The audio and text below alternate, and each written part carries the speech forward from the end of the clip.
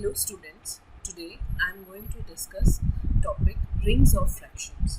In this topic, I will discuss with you about the construction of rings of fractions and then we'll discuss about the universal property of rings of fractions. So let me start my lecture with the definition of multiplicatively closed subset. So a subset S of ring R is called multiplicatively closed subset if it contains 1 and it is closed under the second operation of ring. That is, if we take two elements A and B in S, then their product is also in S. So let us see some examples. Suppose R is commutative integral domain with 1. If we take S to be R minus 0, then clearly S will be multiplicatively closed subset of R, as 1 belongs to this, and if we take two elements A and B in S, then those will be non-zero, and since R is integral domain, so AB will also be non-zero. That means AB will belong to S. So S will be multiplicatively closed subset. Now let us see another example.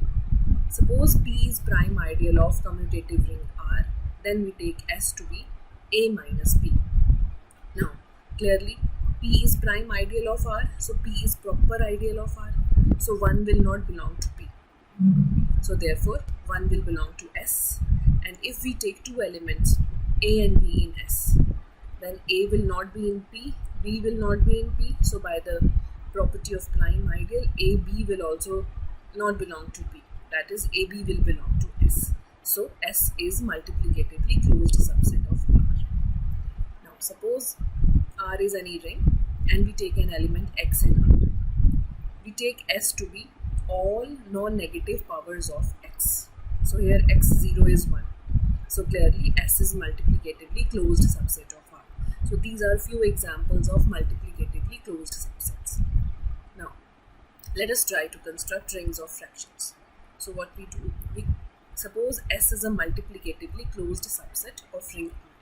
So we consider a set R cross S, Cartesian product of R and S, and we define a relation this on R cross S as follows. We take two elements in R cross S, say A, S and B, T. We say that these are related if and only if AT minus BS into U is 0 for some element U in S. So AS is related to BT if there exists some element U in S such that AT minus BS into U is 0. Now we will see that this relation is equivalence relation on R cross S. So for this, we first see that this is reflexive, as every element is related with itself, because AS minus AS will be 0 and it will be killed by every element of S. Now this is clearly symmetric, as if AS is related with BT, then there will exist some U in S such that AT minus BS into U is 0. So therefore, negative of this element will also be killed by U. So that is BS minus AT into U will be 0. So therefore, BT is related with AS. Similarly, we can show that this relation is transitive. So for this, we see that let AS is related with BT and BT is related with CU. So we want to prove that AS is related with CU. Now, since AS is related with BT, so there will exist some element S dash which kills AT minus BS, and there will exist some element S double dash in S which will kill BU minus CT. So now we multiply this by US double dash and this by PS dash and then add, and then we will get that AS is related with CU. So thus this relation is reflexive, symmetric and transitive, so therefore this is an equivalence relation. So now since we have equivalence relation on R cross S, so we can talk about equivalence classes. So we denote the equivalence class of element AS by A by S. So that is A by S is the set of all those elements BT in R cross S such that AS is related with BT through this relation. So now we collect all these equivalence classes and we define this set to be S inverse R. So that is S inverse R is A by S, where AS belongs to R cross S. Now we will give this a ring structure. To give this a ring structure, we need to define two operations on this set. So we define two operations as follows. We take two elements, say A by S and B by T in S inverse R, and we define addition on this as AT plus BS upon ST. So what is this? Basically, this is equivalence class of element AT plus BS comma ST. Similarly, we define A by S into B by T as AB by ST. So here we are not multiplying two elements. Basically, this is a set, this is a set. So we define the multiplication of two equivalence classes as equivalence class of AB comma ST. So now we need to check first of all that these two operations are well defined. So for this, we will first show that if A by S is equal to A dash by S dash and B by T is equal to B dash by T dash, then these two elements are equal and these two elements are equal. Once we show these two conditions, then we will be able to show that these two operations, addition and multiplication, are well defined. Now to show that these two elements are equal, we need to show that this element AT plus BS comma ST is related to A dash T dash plus B dash S dash comma S dash T dash, and these two elements will be equivalent once we show that AB comma ST is related to A dash B dash S dash T dash. Now since these two elements are given to be equal, so we have these two conditions that AS is related with A dash S dash and BT is related with B dash T dash. So using these two conditions, it is very easy to show that these two elements and these two elements are equal, as shown here.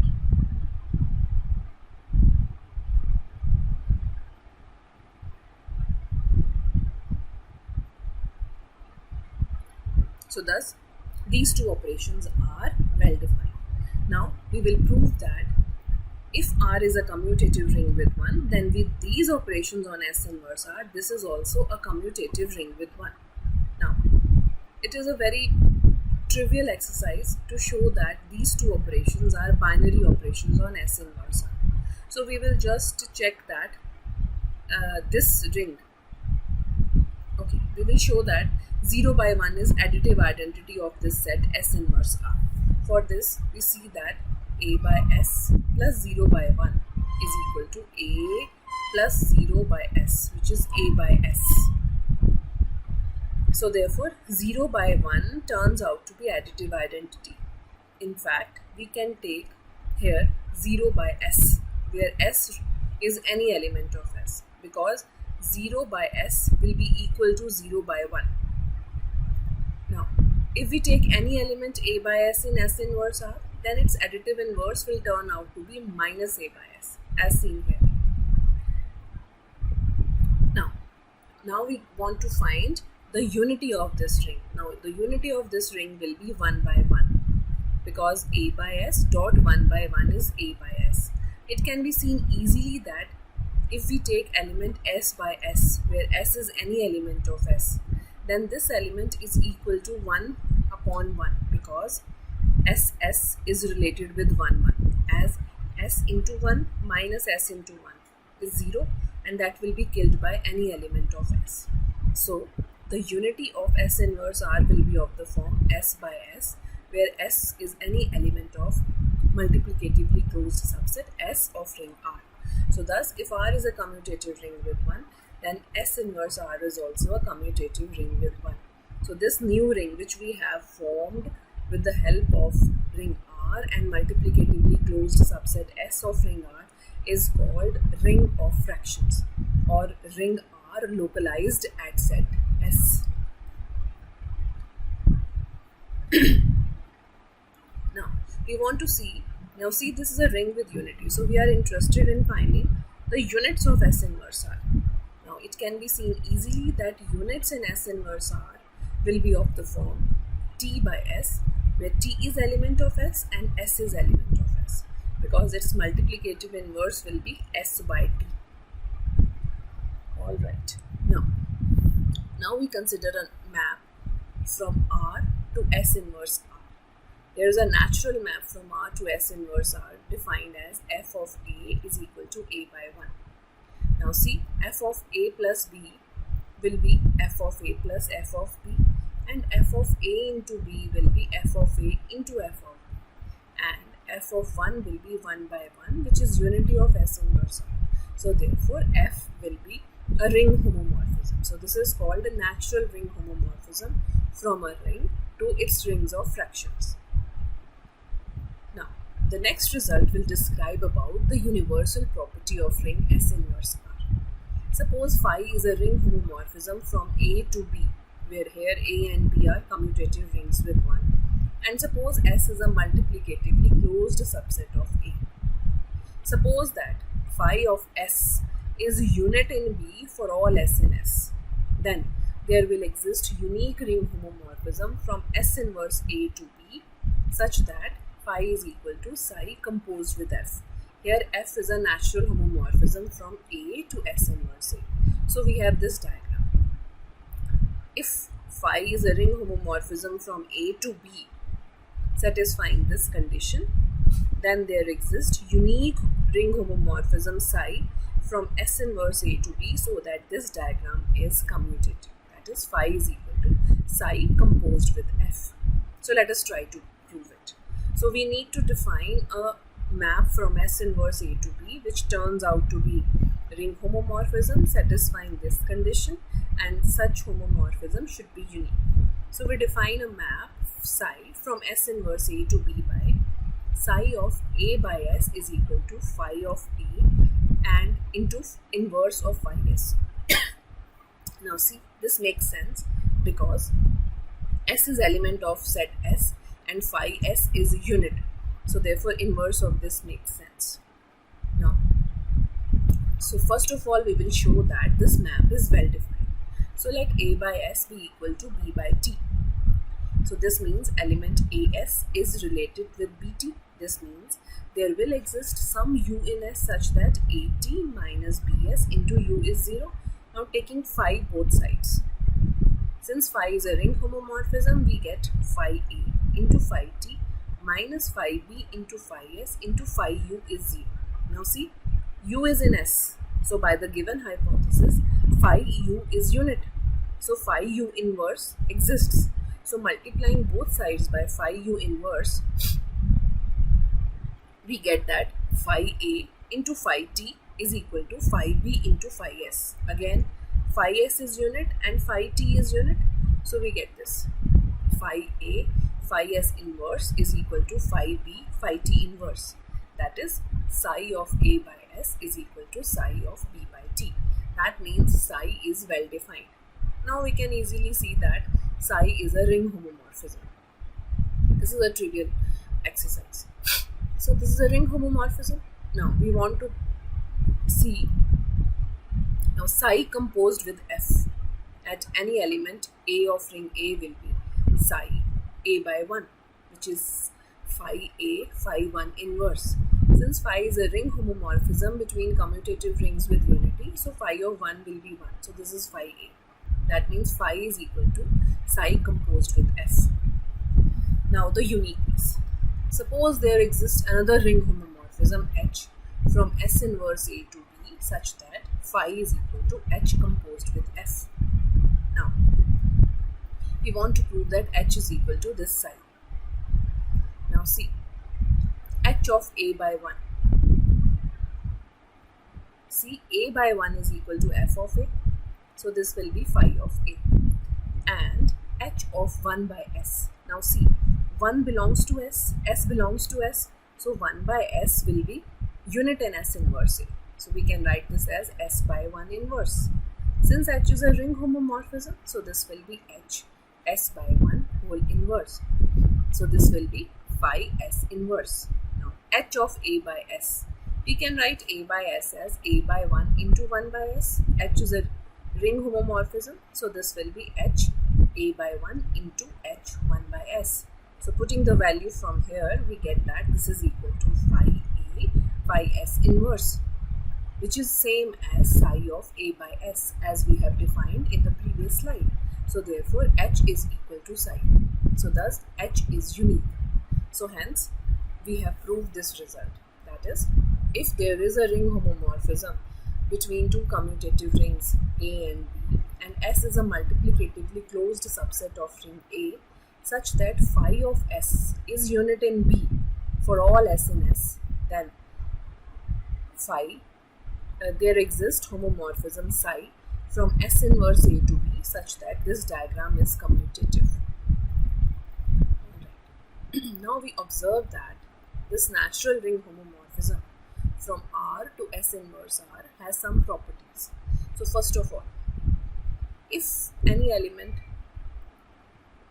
S belongs to S, then f of S is unit in S inverse R, as f of S is S by 1 and S belongs to S, 1 belongs to S. We know that units in S inverse are of the elements of the form S by T, where S is in S and T is in S.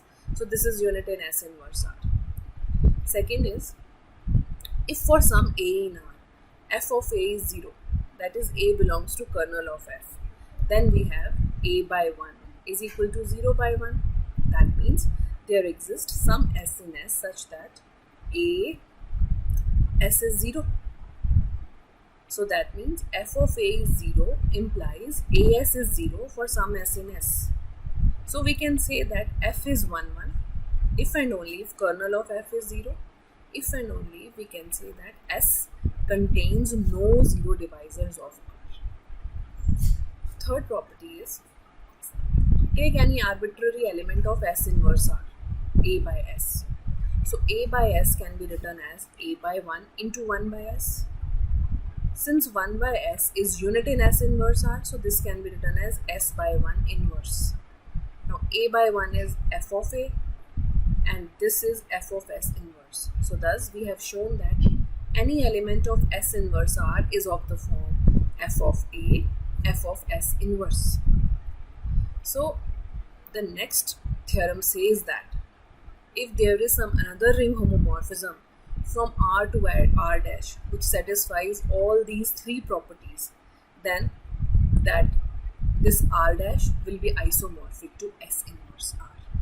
So more precisely, we have this theorem. Suppose G is a ring homomorphism from R to R dash. S is multiplicatively closed subset of R such that, number 1, G of S is unit in R dash for all S in S. G of A is equal to 0 implies there exists some S in S such that AS is 0 and every element of R dash is of the form GA, GS inverse for some S in S. Then there exists unique isomorphism H from S inverse R to R dash such that G is equal to H composed with F, where F is a natural ring homomorphism from R to S inverse R. So we need to find a map from S inverse R to R dash which satisfies this property, and H should be isomorphism. So as in theorem 2, we have unique ring homomorphism H from S inverse R to R dash such that G is equal to H composed with F and H of A by S is equal to GA, GS inverse. We just need to prove that H is 1, 1 and 1. Now, first of all, we will show that H is 1. For this, we take an element in kernel H. Let that element be A by S. So H, A by S is 0. This means GA, GS inverse is 0. So this implies GA is 0. Now by the second property of the given hypothesis, there will exist some element S dash in S such that AS dash is 0. Now look at this element, A by S. We can write A by S as AS dash by SS dash. But AS dash is 0 because this is 0 by SS dash, which is 0 of S inverse R. So kernel of H is 0. That means H is 1. Now next we want to prove that H is onto, which is clear by 3 because every element of R dash is of the form GA, HA GS inverse, which is equal to HA by S. So that means H is on 2. So thus we have shown that H is isomorphism. Now, suppose P is any prime ideal of R and we take S to be R minus P. As we have seen earlier, clearly S is multiplicatively closed subset. So that means we can consider localization of R at this set S. So in this special case, we will denote S inverse R by RP. Now, this ring has very interesting property. It has a property that it is a local ring. So remember, local ring is a ring which has unique maximal ideal. So we consider a set M to be A by S, where A belongs to P and S belongs to S. In this case, S is R minus P. So here S will not be in P. We consider this set, we will show that this is the unique maximal ideal of RP. So for this, we first need to show that M is ideal of RP, then we will show that M is maximal ideal, and then we will show that it is unique maximal ideal. Now, first of all, we will show that it is ideal. So for that, we need to show that M is non-empty. Now see, 1 does not belong to P and 0 belongs to R. Okay, sorry.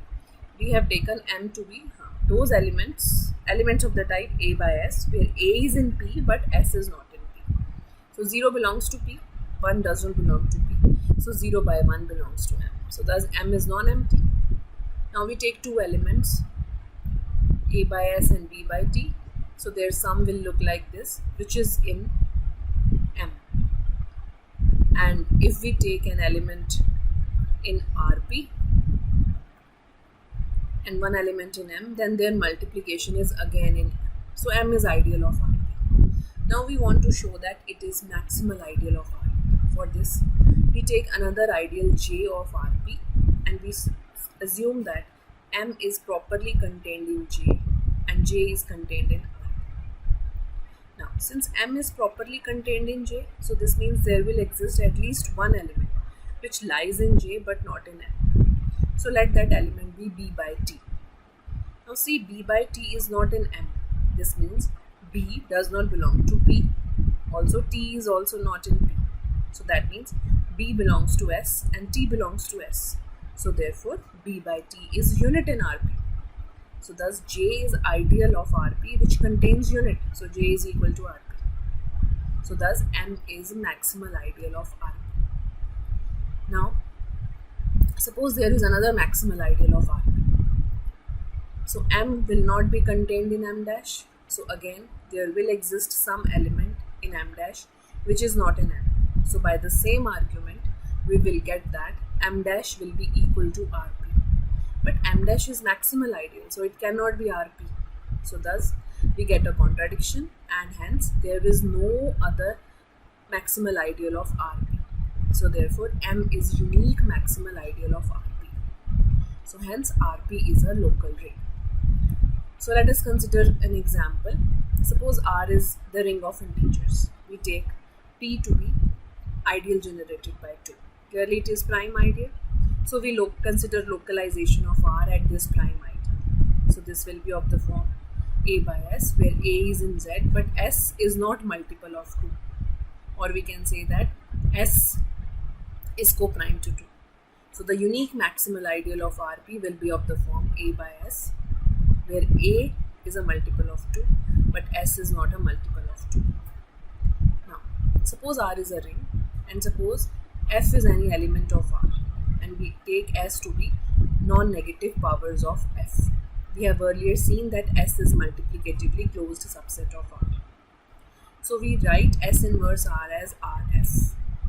So RF will look like R by S, where R belongs to R and S belongs to S.